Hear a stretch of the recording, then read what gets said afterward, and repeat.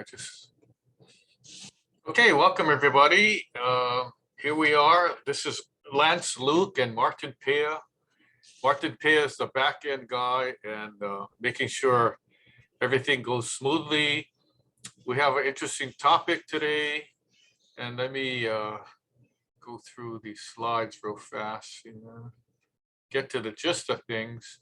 So the reason why we put these webinars on is to help building owners, condo associations, property managers, realtors, homeowners, and whoever else is interested in the topics that we provide through our webinars. And the topics are geared toward building and construction matters, construction issues. So I put some photos on this slide. It's of me in San Francisco standing in front of the Millennium Tower that's sinking. It's still sinking today. I inspected that building about 5 times. And then the bottom photo is of me in New York on Park Avenue. And there's the, I guess, the highest building in New York.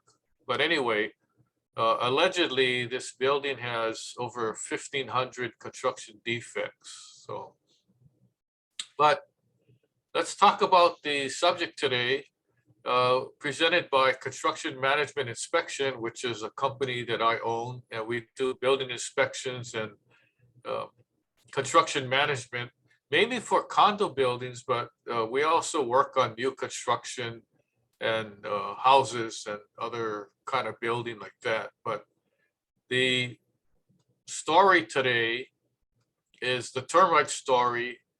They are always hungry. So have you ever met a termite that wasn't hungry? And by the way, Martin told me that this topic really bugs him.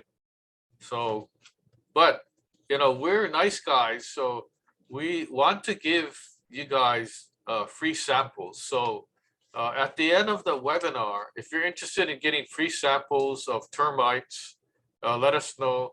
Also, if you're not really into termites, we also have an option. You can ask us for free samples of ants, and we have 3 different types of ants that we're giving away free. Also, today is World Tofu Day. So termites do not like tofu, but humans do, and I do. So let's go right into it. Before I talk about this slide here, there's actually 2,700 species of termites. Hawaii has 8 types, and they're all non-native. What does that mean? They did not come from Hawaii. They weren't born in Hawaii when they first came. So how did they get to Hawaii? Well, more about that after. If you're tuning in and you're not from Hawaii, there's actually termites all over the United States. There's actually termites in different parts of the world also. But I included a kind of a map of the United States showing termites in the US. Unfortunately, you know how some mainland companies, when they do their mapping, they do not include the state of Alaska or Hawaii. I think that's very discriminatory, but we already know termites are in Hawaii. There's not too many termites in Alaska because it's too cold. But if you look at the map here, you can see the gray where there's no termites, and then the green subterranean. That orange is subterranean Formosan, and then that mustard yellow greenish is subterranean Formosan and drywood. And the termite damage has cost US homeowners like $50 billion in a 10-year period. And here's some data, and don't cry now about it, but approximately 600,000 homes are damaged each year in the United States. $5 billion are spent each year to control and repair termite damage. And $2 billion are spent on Formosan termites. Now, you might ask, well, okay, I know what a termite is, but what's, the difference between what you're talking about? So let's go to the next slide. So here's types of termites. There's actually only two types of termites. Hey, the types of termites are hungry and really hungry. Termites are always eating, but basically there's actually two types of termites. There's ground termite, which is considered ground termite and commonly called subterranean termite, which includes Formosan termite, and there's dry wood. This slide is not that correct because the Formosan is not really a dry wood. It's more of a ground type termite. And why is it called Formosan? Because earlier, Taiwan, China, the name used to be called Formosa. And how did the termites arrive in Hawaii? Well, it came by ship, cargo ship, and these other types of barges. And these ships actually were made of wood, and they also carried wood products. They carried furniture, they carried lumber, and products that had already termites in it. So basically, termites were in the lumber and in furniture.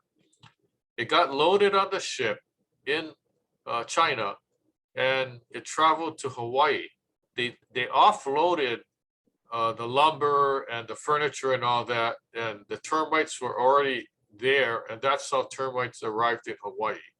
Okay, and maybe they wanted to go to Hawaii because they heard about the nice weather and white sand beaches and all that. So you might say that the termites were the very first tourists to come to Hawaii. Now, did we want these type of tourists? No, we didn't, but it's here and it's pretty rampant, spread all over. So here's some termite prevention tips, okay? And you realtors and contractors who are attending, all this stuff already. Even some termite companies. These are termite prevention tips. You want to use inspections, okay? So even if you think your house doesn't have any termites, you might be proactive and have inspection every couple of years, maybe every 3 years or so. Or here's what you do. If you have a current warranty, termite warranty, keep track of when it expires, and you want to have an inspection done before your warranty expires. And when I say inspection, that's for any type of termites, ground termites or dry wood. Okay. I forgot to turn on my light. I just turned it on. Okay, I was hiding from the termites until now. All right, so you have an inspection done, and then also there's several treatment types or preventative maintenance. One of them is a bait station, and commonly known as a Centricon system. There's other types of systems, but it's actually a bait station, and you can tell because there's these green, round-looking green things, in the yard. And what it is a tube that's inserted in the ground, and inside the tube it has wood, raw wood, not treated wood. Okay, and what happens is when there's reading of your bait stations, the termite people would pop the cover and look inside, and if there's no termites, then they go away and look at another station. So if they have a hit, like they open the cover and they look and termites are eating the wood, okay, then what they do is then they switch out the wood for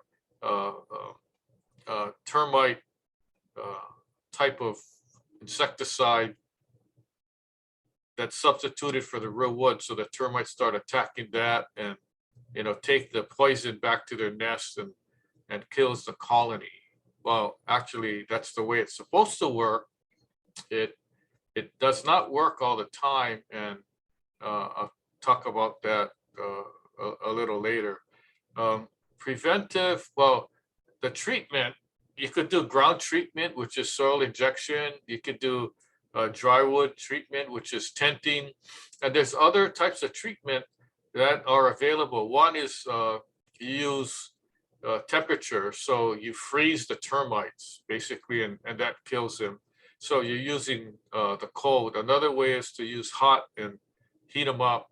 And then they have other methods, electrical and using orange chemical. So the orange is really poisonous to kill the termites, but it's a green type of material, so it's safe. It's supposed to be not toxic. Okay, so there's different types of ways. If you're building a new house, the treatment would be, instead of ground treatment, you lay a screen, a specially patented screen where the holes in the screen are designed so that the termites can't go through it. So it's kind of a basaltic kind of product.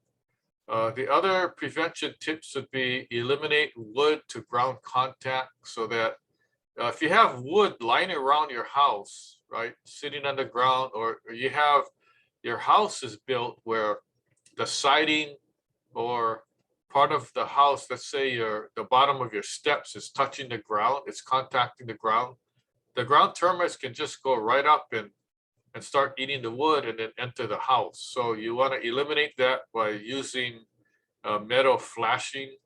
So you want to have a barrier between the soil and your house, even if it's concrete block or tofu block, footing block, or whatever. If you're the older houses, you have 4x4 posts, raised construction, and it's just sitting on rocks, sitting on stones or a concrete block tile with no flashing. Termites just go right up over the rock, over the block tile, and start eating the wood. And next thing you know, your house is being eaten up. You also look at the grade around your house. If it sloped toward your house, when it rains, water is just gonna go right against your foundation, right? So that's not a very good condition. So you want to eliminate moisture around your house foundation. If you have a concrete slab or a raised construction, you still want to eliminate any water. So you might have to install a drainage system so that when there's heavy rain, water doesn't pile up against your house. Now, I've seen a lot of people who move into a house and then they want to put in landscaping. So what they do is they put in rocks or build it up with topsoil, and next thing you know, the soil is higher than the wood siding of the house. Now, that's not a good condition. In the 70s, a lot of houses were built with stucco, and the stucco went all the way to the ground. And then you laid your topsoil backfill and installed your planting. So what happens there is the stucco is buried in the ground. So the termites actually go inside the stucco. You can't see them. And next thing, they're inside your house. So if you look at the photo, this is a mud tunnel or mud tube. Now, this is an edge of a concrete slab. So it's easy to see by a visual inspection because the slab is solid. But let's say the slab was covered with stucco or wood siding. Now you have a hollow area where the termites can actually go up, and you'll never know. It would be hard to see them. So what I mentioned before is periodic inspections are needed. You can actually walk around and inspect on your own, and you can also hire a professional termite inspector that would crawl under the house with a flashlight. And also, besides the visual, you may want to do what the termite guys do, you know, pound on the wood with a tool like a back of a screwdriver or something.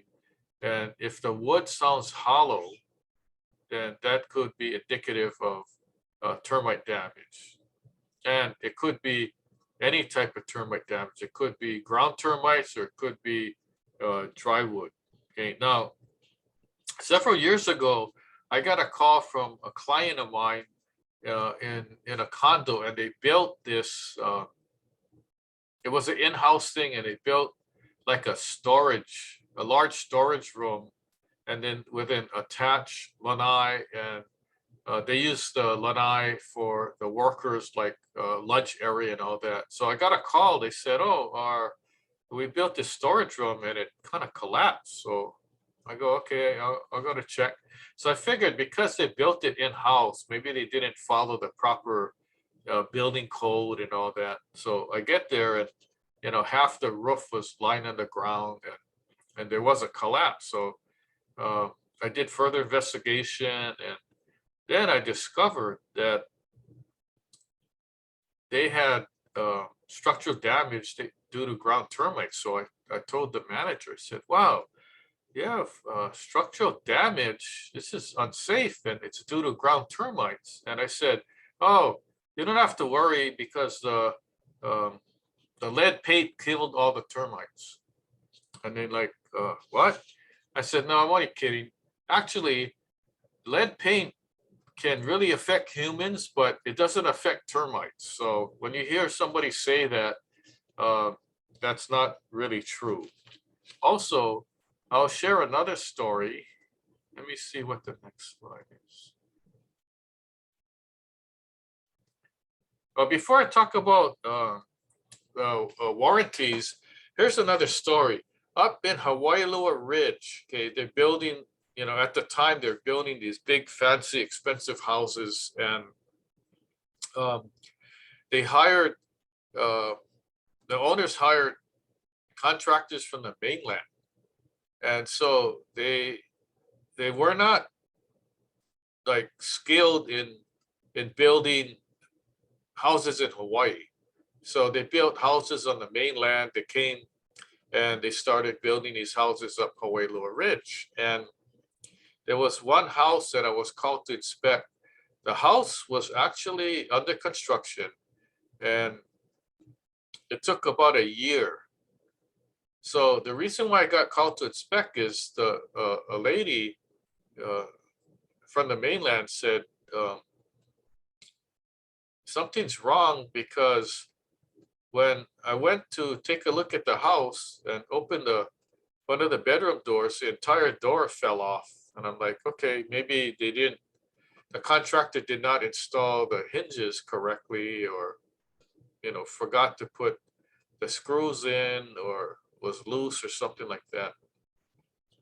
So this is at the time, it was a multi-million-dollar house. Okay, so I go and said, okay, where's the door? And I look at the door, and I said, oh, the reason why your door fell off is because the hinges were still on, connected to the door, and the door jamb. The whole door jamb was eaten up. All the trim and everything was eaten up by ground termites. And she goes, how can that be? This house is brand new. I didn't even move in yet. So I said, oh, maybe this is just a isolated area.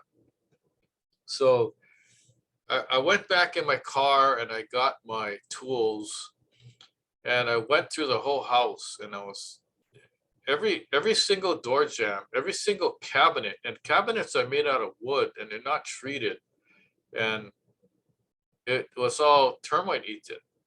And you really didn't see it, because the termites were the doors were all closed, and they're eating up all the cabinets. And then I said, wow, this is not good.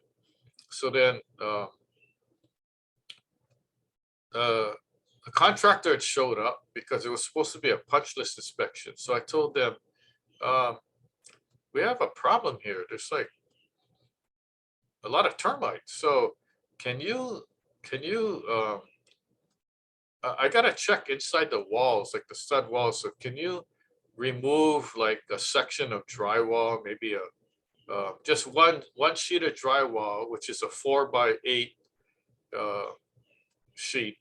He says, okay, but you're gonna have to pay for me to put the drywall back if there's no damage. I said, yeah, that's fine, not a problem.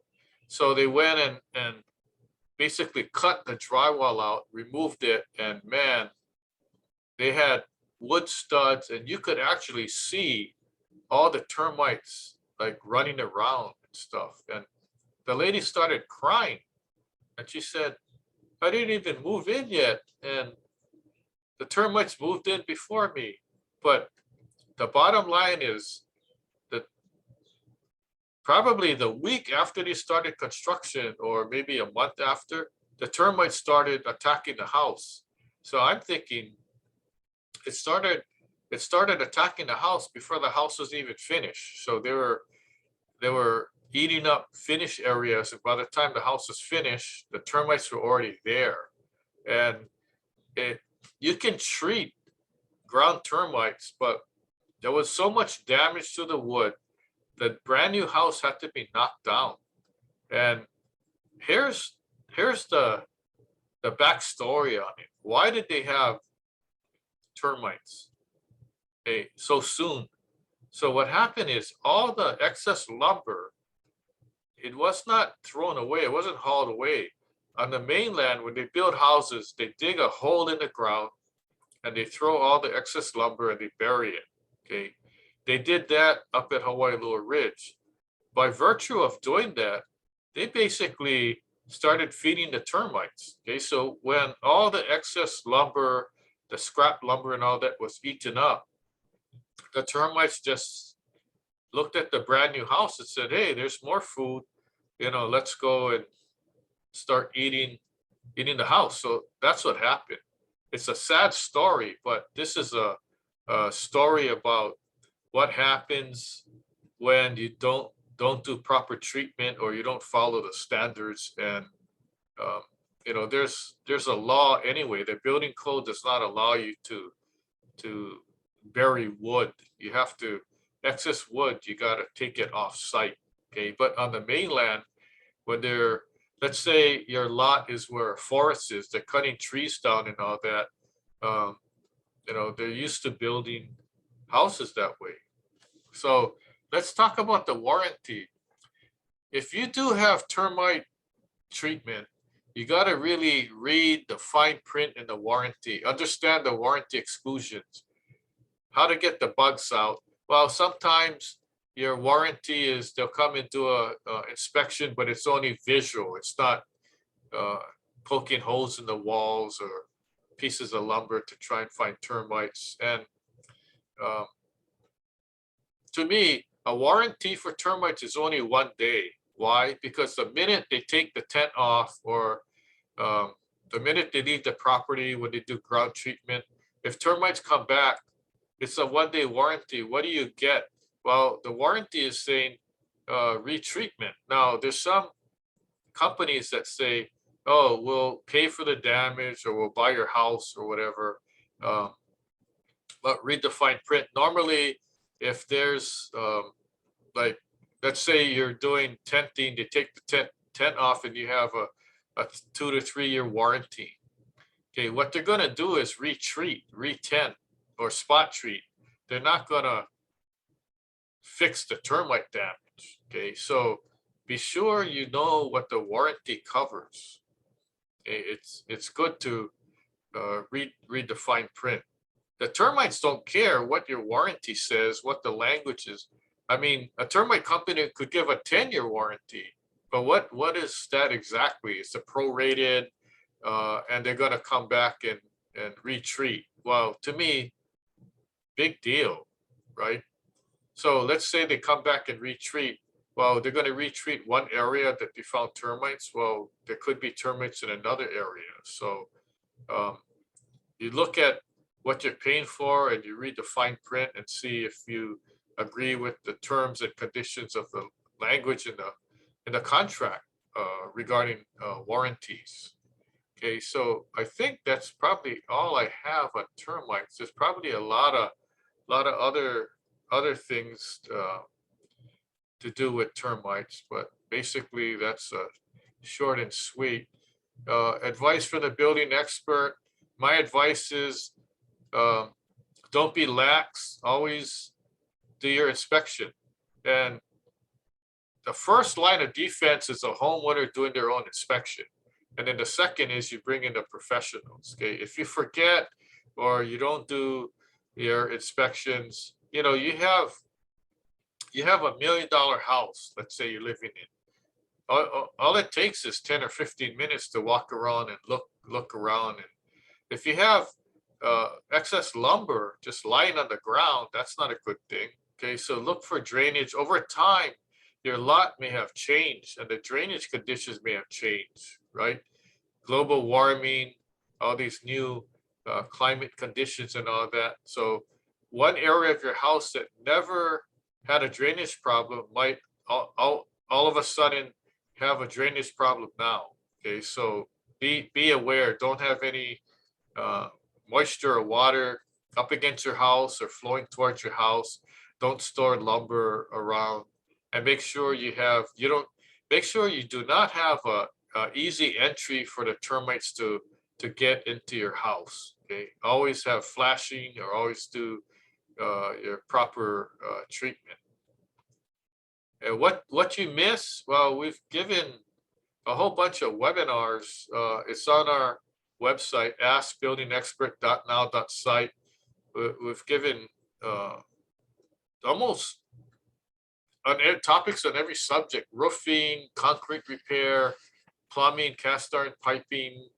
We also added building code, contractor licensing, building permit. We did one about 2 weeks ago on monster houses. Also, if you guys have any topics you want me to cover, let us know and we'll be happy to consider it. That's how we did the monster house one. We had a lot of requests. Hey, can you do one on monster houses? I go, yeah, okay. Let me put something together, and you know, we did it, and we got a lot of views, and people are still watching it. So let's try to tell us what you want to see, and you know, we can consider it. Now, what do we have coming up?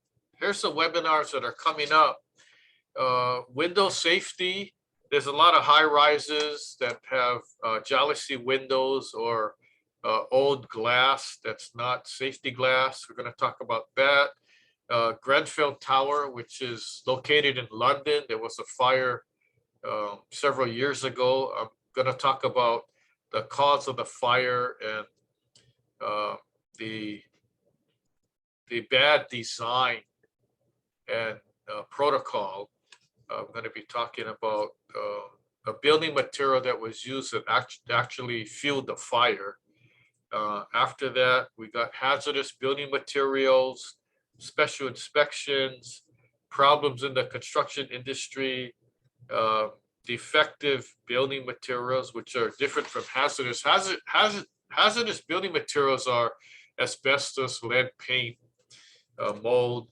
Defective building materials are materials that were actually manufactured that later found out to be defective, such as hardboard siding, drywall, aluminum wiring, roofing shingles, and those kind of things. So it's pretty interesting. And then in December, we have a holiday party you may be interested in, and it's all fun and games. We're not serious talking about anything particular.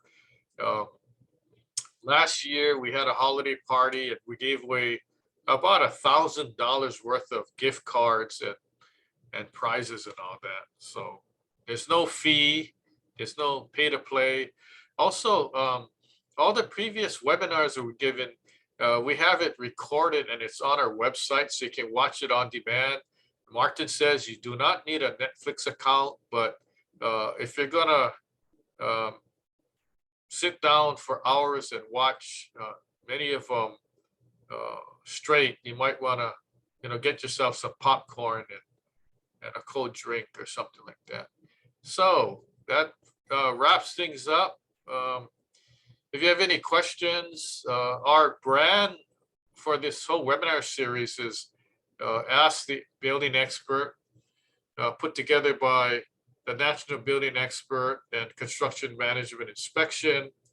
If you have any questions or comments after this webinar, email lanceluke@hawaiibuildingexpert.com, phone number 808-422-2132. And then once again, our website is askbuildingexpert.now.site. If you go to that site, you can register for upcoming webinars. You can watch videos of webinars on demand.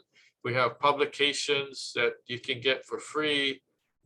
We have PowerPoints that you can download.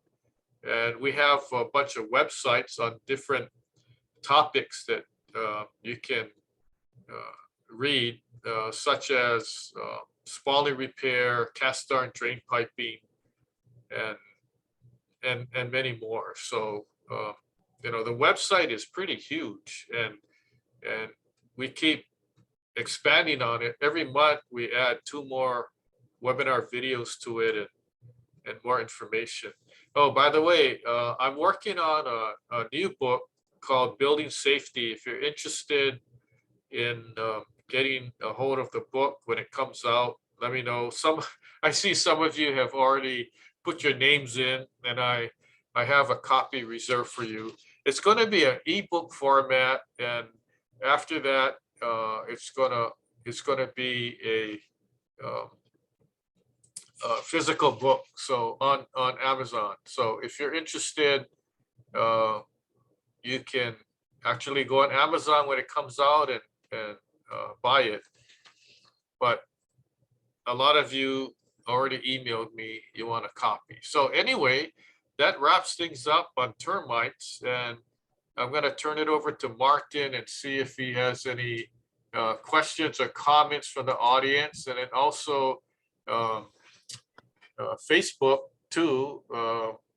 We can check that and see how it goes. So Martin, anybody have any termite questions? Or, oh, by the way, did anybody ask for samples yet? No, not yet. Nothing on Facebook. Nobody on Zoom has requested any of the free samples. So I guess we won't be able to give away some of that free stuff like we usually do, huh? Okay, well, we can hold it until the next webinar. That's fine. I just have to feed it more wood. Yeah, no problem, no problem. But we had a few questions that have come in either earlier that mailed in, looking for some others on the Facebook and Zoom. But let me start hitting a few of them. Get quite a few here. The first one is there a law that requires termite treatment and repair when I'm selling my house? Okay, well, as realtors know, in the purchase contract, there's a provision for termite inspection, and also a report, okay, by a licensed pest control operator. If the report is clean, meaning that they didn't find any termites, then the seller doesn't have to do anything. If the report comes back where there either is termites or there's a possibility that there are termites, then that pest control operator would require treatment or recommend treatment. And then what happens is the seller usually gets the treatment done and provides the buyer the certificate. So if it's an escrow closing, escrow needs a certificate of treatment as to remove that condition. So there is a requirement in the purchase contract to require treatment. Yeah. Okay, thank you. I think you answered that question well. So the next question that's come up here is, I am from the mainland and I thought termites do not eat redwood. Is this true? Well, it's true that you're from the mainland. It's not true that the redwood issue because here's what's going on. If you were hungry, okay, and you hated broccoli, okay, but there was only broccoli in front of you, okay, no other food, would you eat the broccoli? Yes, because you don't want to starve, right? So likewise, if the house is made out of redwood and there was no other wood there, do you think the termites are going to eat it or not? Yeah. So I'll give you an example. I inspected one house in Kaimaki and Cocoa Head Avenue, and the buyer was from the mainland. I was doing a home inspection, so the buyer says, "Oh, yeah, I'm not too worried about wood damage because termites don't eat redwood, and the house is made out of redwood." And I said, "Well, come with me. Let me show you a section of the attic." So I went up in the attic. I had my flashlight. He went up, and I was shining my flashlight. I said, "Hey, look at all this." And he goes, "Wow, what is that? What kind of damage is that?" And I said, "This is termite damage." And he said, "I thought termites don't like redwood." And I said, "That's not true.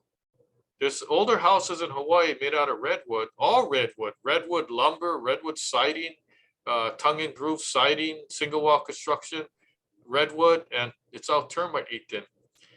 And he said, "Wow, that, that can't be." So later on, we came down out of the attic and I said, "Here's the situation.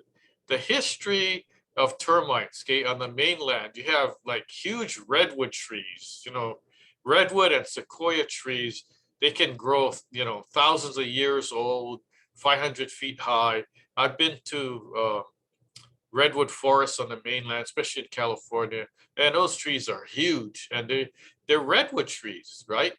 And there's no termites, okay, because the live tree has all these resins and tannins, they call it, and the termites aren't attracted to that. They kind of like, oh, we can't go near this. I don't know what kind of chemical thing or whatever, but you know what? When the tree dies, okay, and it's rotting away, eventually the resins dry out, and then the termites start attacking it. So all this rough sawn lumber from a redwood tree gets shipped to Hawaii, houses are built, and what happens? It loses all the resins in the wood, it dries out, and the termites start eating it. Plus that, if the termites are at the house already and they're eating all your plywood and untreated lumber, and the rest of the house is redwood, do you think they're going, "Oh, you know what? Let's go across the street because this house is redwood"? No, they're going to eat it. So even today, if you go to websites regarding redwood and termites, it says that termites don't eat redwood, but that's not true, right? And realtors who are attending this webinar, that's not true, because if you sold a house that has redwood and there's termite damage, so that's kind of a fallacy, but it's kind of good to know. So yes, redwood get eaten by termites. Okay, thanks, thanks, Lance. Here's one, I think you might have answered, and maybe they just don't think your China story is accurate. The question is, how did termites get to Hawaii in the first place? So you gave the Chinese story, right? The Chinese brought them over, but maybe others brought them? No?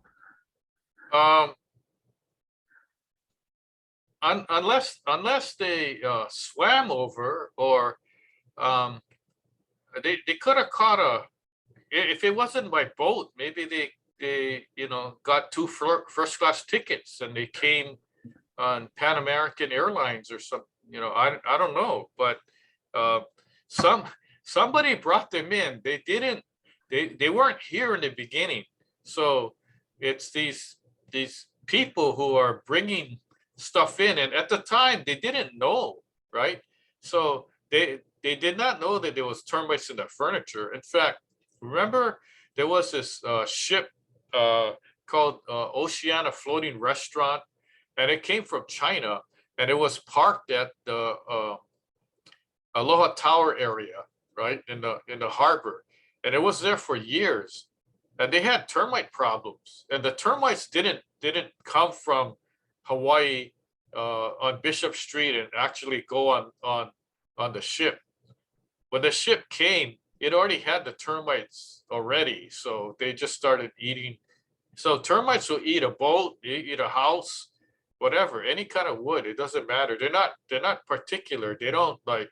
They're not like us where we go and read the label and see what the sugar content is. They don't care. They just start eating away. Anything that they can eat, they'll eat. Now I've seen, believe it or not, I've seen termites um, eat through concrete and eat through steel.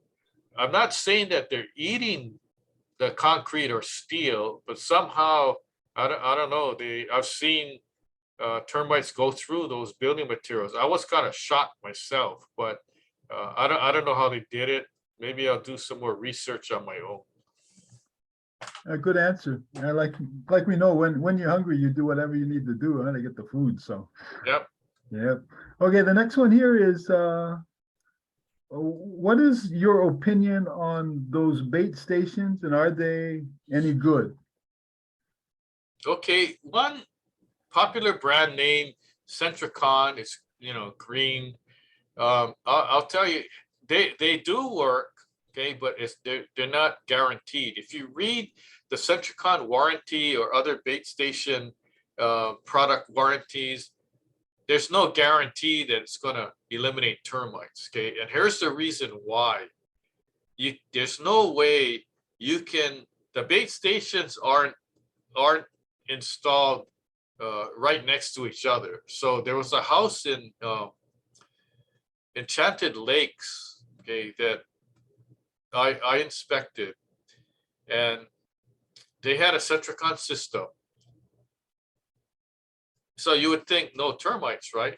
But I found ground termites. And so the Centricon guys got called, the termite inspector got called, and they had a neighbor, okay, who did not have Centricon, and their house got infested with ground termites. Okay, so I don't know which came first, the Centricon or ground termites, but we discovered, okay, there were bait stations that were 6 feet apart in their backyard. And so I tried to trace where the termites could be coming from. And then I said, this is really strange because they have a Centricon system here. And the termite inspector actually pulled the covers off it. The two strip of wood bait in the two stations were not hit at all, but yet the house had ground termites. So you know what happened? The termites went in between the two bait stations and hit the house. How was that discovered? Well, you look at the mud tunnel going up on the edge of the slab, and then we traced it, and the termite guy actually got a shovel and dug some of the ground up, and then he found termites that were between the two baits. So the bottom of the story is, even with Centricon system, there's no guarantee, because you can't have that system. The termites are smart, man. They probably like said to themselves, "Oh, don't go to that bait station because they're gonna trap us. Let's just go directly to the house." So we'll make a beeline between the two bait stations, bypass the poison, and get to the house. So that's what happened. It was like, and I always remember the story, because whenever somebody tells me the bait stations are good, guaranteed, I said they're good, but there's no guarantee. You can't guarantee. You call up any of those companies that sell that product and ask for a guarantee or warranty, they're going to say, no, we can't. They'll say, well, if there's termites, we have a good chance of getting it, but And then what happens if there's so many termites that they keep putting their live bait inside those stations, and they keep getting hit, and then this thing goes on for a year. Okay, how do you know when the termites are gone? Well, you check the station and there's no more termites anymore, and yet you have your bait there, right? So, but this never happened. For 1 year, the termites kept attacking. I don't know how huge the colony was, but it was like, you know what? At this point, I think you should just do both tenting and ground treatment. Do both, and then leave your Centricon system there. I mean, that's the best. And they say, well, why should we go through all that expense? I said, well, you do what you have to do, but that's not overkill, because what you want to do is you want to kill all the termites, right? That's your best method of doing it. If you do this bait station thing, who knows how long that's going to take. And, there's no guarantee. At least with ground termite treatment, you get a guarantee that there's termites that appear later. Well, they'll do the ground treatment again or whatever. Okay, so we got Okay, Lance. any other questions, comments? Yeah, we got, actually, there's one on Facebook here. It says, is there an area on Oahu with the most activity for ground and drywood termites? Are they localized anywhere more than others?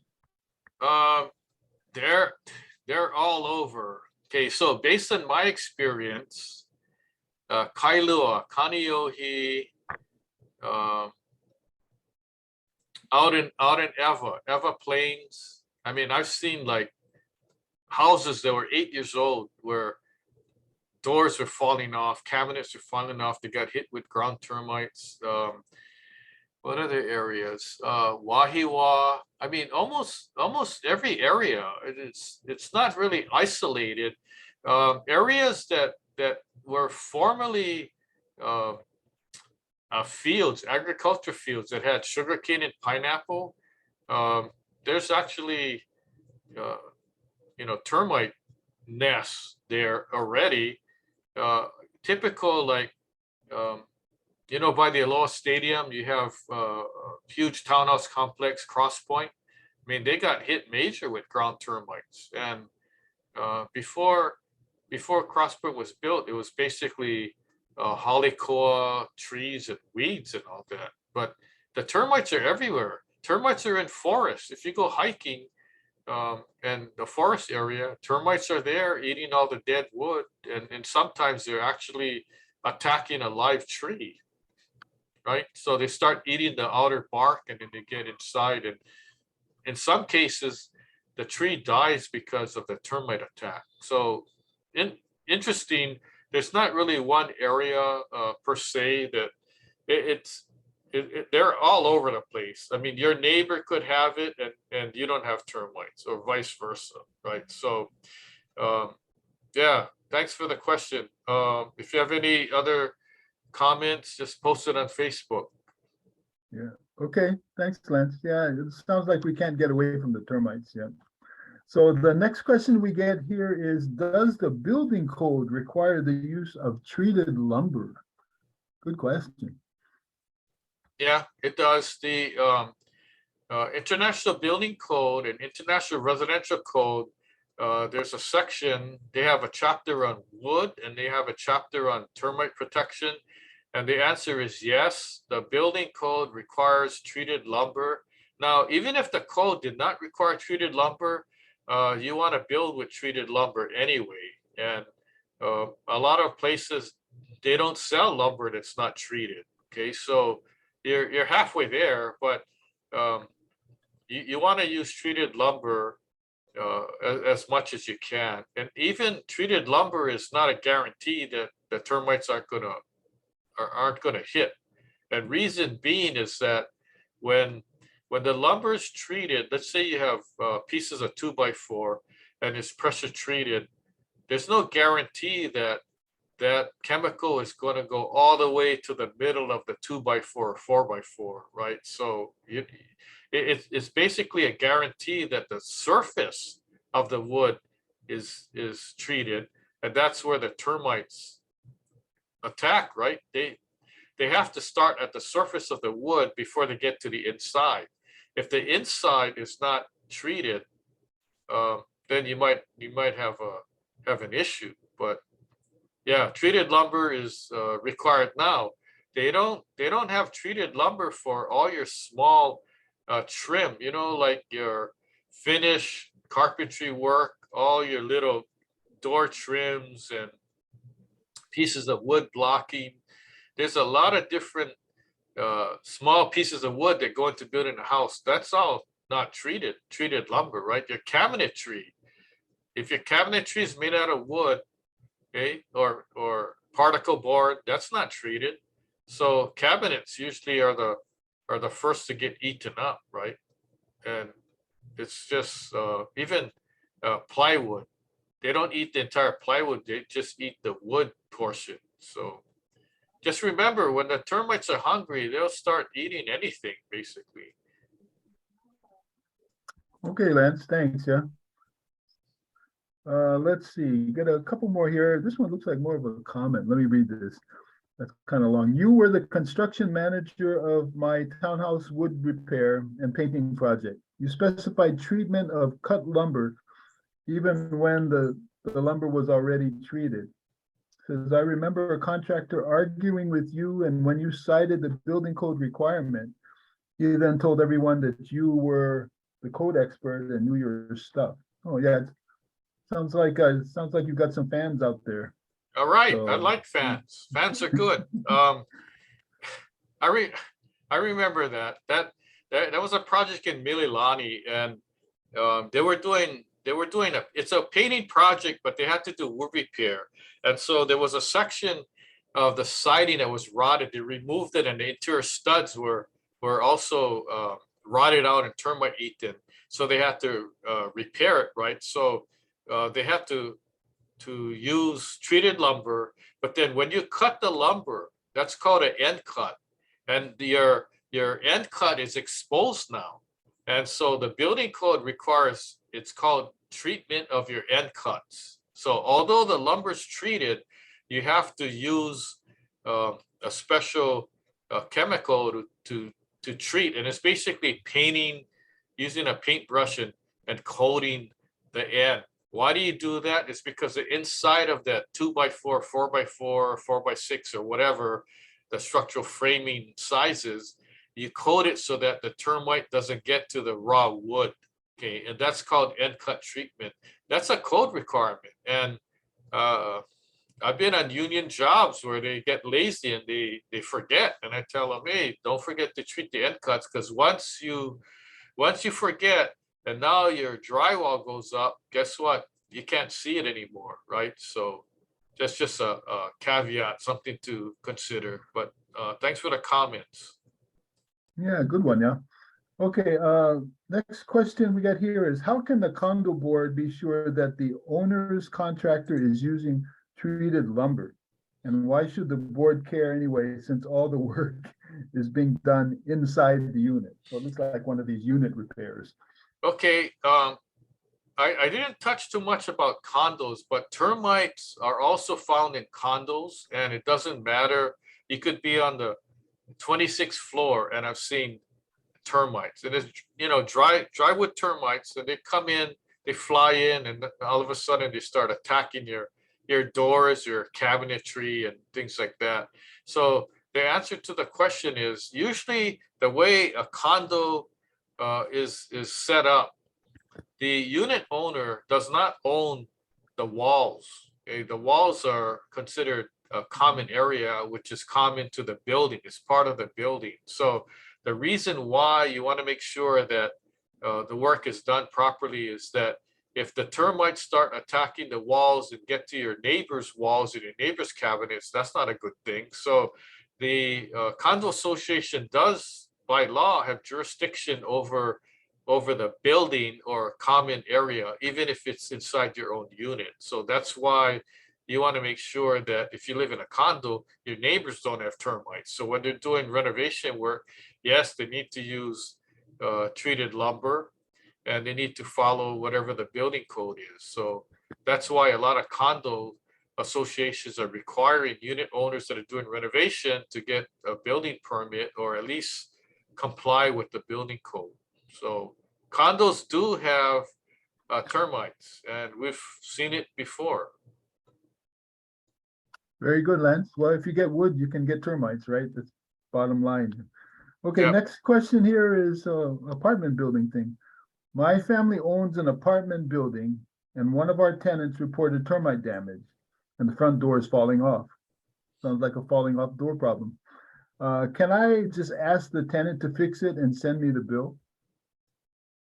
Yeah, you could if the tenant is agreeable to that, but the landlord tenant code of Hawaii, and I'm thinking this question is in pertaining to Hawaii law. If it doesn't, let me know.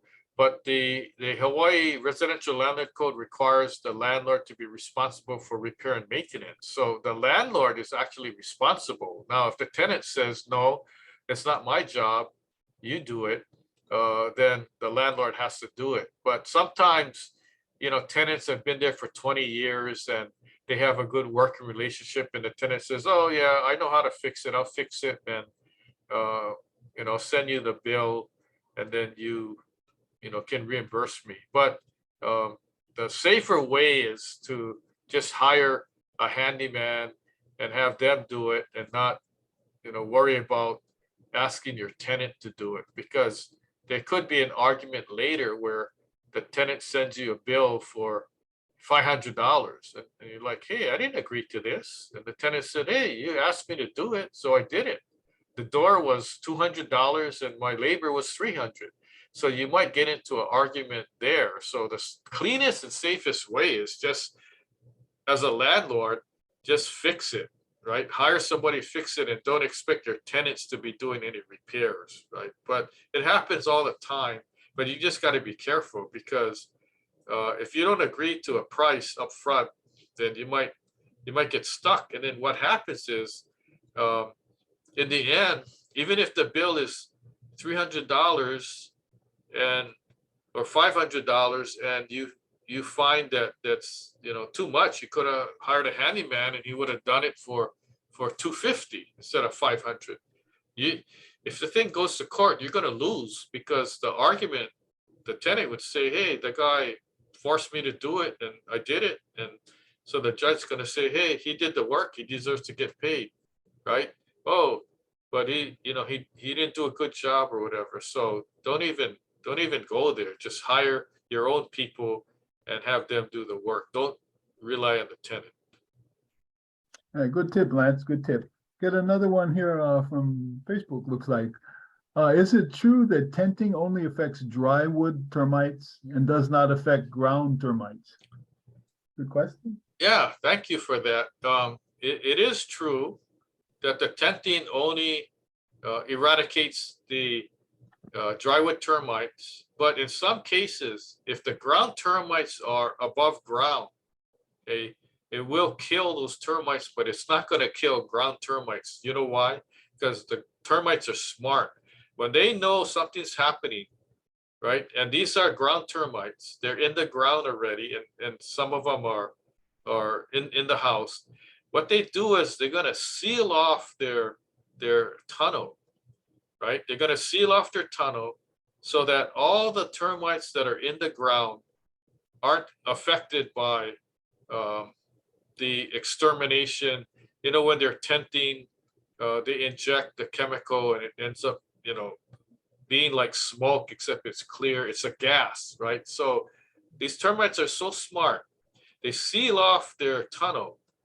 All the other ground termites that are already in the house get gas, so they die along with the ground termites. And then they're waiting. The termites are underground waiting, and the day that the tent's removed and it's all clear, they open the tunnel back up. It's like a cave, and they put a barricade there so they don't get smoked out. So they open it up, and guess what? They go into the house. So the day after the tent comes off, or the next day, the ground termites are back. So that's why if the house has ground termites and dry wood, you got to do both. You got to tent, and then you got to do ground treatment. Now you can opt for, well, maybe we don't do the ground treatment. We do the bait station. Okay, the bait station.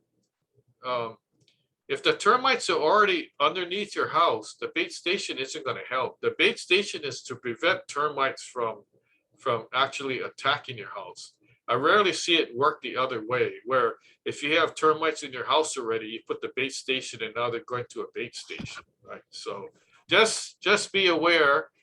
Thank you for that comment. That was good, and the question. So just remember that if you have ground termites and you're tenting, the tenting basically doesn't do anything. It'll kill the ground termites that are in the house, but the termites are smart, so they're just playing games with you. Okay, Lance, I got one more here. You have time for it? Yeah, let's do it. Okay, it says, I talked to DPP and they said they do not inspect for termite damage. I do not want to call a termite company since they are going to tell me there are termites so they can get the job to eradicate. Who do I call? Okay, so believe it or not, there are termite entomologists. They're termite people, I call them, that do not make any money tenting or doing treatment. All they're used for, or all they specialize in, is termite inspection. You can call those guys because they're going to tell it like it is, or you can call a contractor, general contractor, who specializes in termite damage, fixing up. But let me explain something.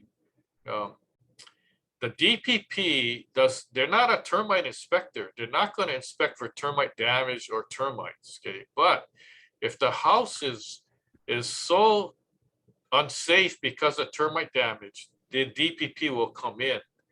Okay, they can come in and inspect and issue some kind of citation or a notice to correct, and basically what it is they could say, this is unsafe. The house needs to be fixed up before people can continue living there. They might even issue a evacuation order. Oh, you got to move out, and the house needs to be fixed. Or if the house is not fixed, then no one can live here. So what happens is they could, if it's that bad, they can condemn the house. Okay, so the DPP has that right, but most times they would go in and say, well, the house is like unsafe, and they don't need to cite the actual reason. They don't need to say termites. They could say it's unsafe because a lot of wood is damaged, and they may want to say it's either damaged by wood rot or termites or whatever. They don't have to specifically state the reason. Okay, so they can do that, but they don't want to, right? That's not really their job to go, well, it's termite damage and all that. But when it becomes affecting public health and safety, that's their job, right? Although their Department of Planning and Permitting, their role is actually building safety also. Okay, so just be aware of that. We got any other last questions, comments, or anything? No, I don't think we have any more here. I don't see any more on Zoom or on Facebook, but it's been good. I was going to ask you, is that building behind you safe? All that termite-eaten wood? Well, okay, actually, since you brought it up, that's a picture of a house, single-family house, and that's a picture of inside the attic. Okay, so behind me is a roof framing truss system that's holding up the roof. Okay, and it's so eaten up with termites, that's a condition where the roof could collapse. Okay, so the people are living there, but they probably didn't know how bad it is. The other bad situation is if you see to the left, I don't know if you can you see this moving hand here on the screen? This is actually the underside of a concrete tile, like veneer tile. So in this case, you have so much structural damage of the roof framing, and the roof tile is very heavy. So that's another contribution to um, a, a roof collapse, because you got heavy roofing material that, you know, weighs thousands of pounds now, putting pressure on termite eaten roof framing. So it's not safe. So that needs to be corrected. But anyway, I appreciate everybody for attending on Zoom and also Facebook Live. Thank you for your lively discussion and your question and comments. And join us on our next webinar. Go to our website and watch videos that we've done, or sign up for future ones. So on behalf of Martin and myself and Ask the Building Expert series, we say mahalo, and we'll hope to see you at the next webinar. Aloha. Aloha.